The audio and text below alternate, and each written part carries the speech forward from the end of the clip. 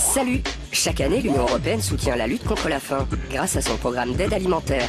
Mais certains pays membres remettent cette aide en question. Explication. Le programme d'aide alimentaire européen est une source de provision importante pour les organisations qui aident les personnes les plus pauvres. Il existe depuis 1987. Il provient des stocks de l'agriculture européenne.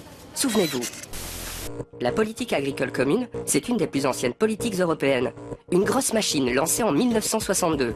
Son but, produire assez de produits agricoles pour nourrir tous les Européens.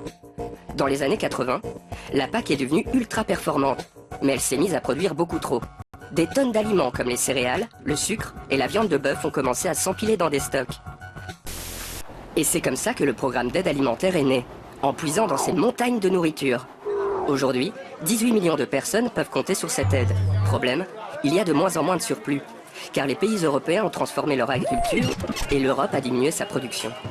C'est donc de plus en plus difficile de justifier cette aide européenne.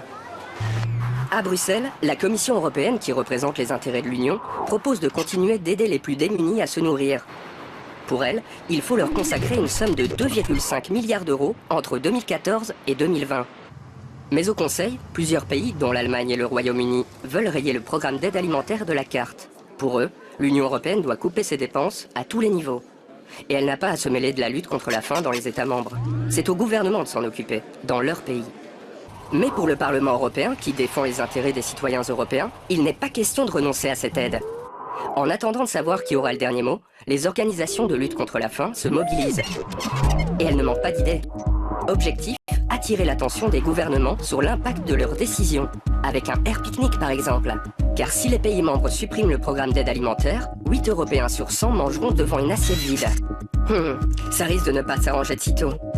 Avec la crise, le nombre de personnes sans travail ou sans abri augmente, et de plus en plus de gens doivent se battre contre la pauvreté et la faim. Pourvu que les gouvernements se bougent, car presque 2 Européens sur 10 vivent en dessous du seuil de pauvreté, et une personne sur 10 a carrément du mal à se nourrir. Affaire à suivre.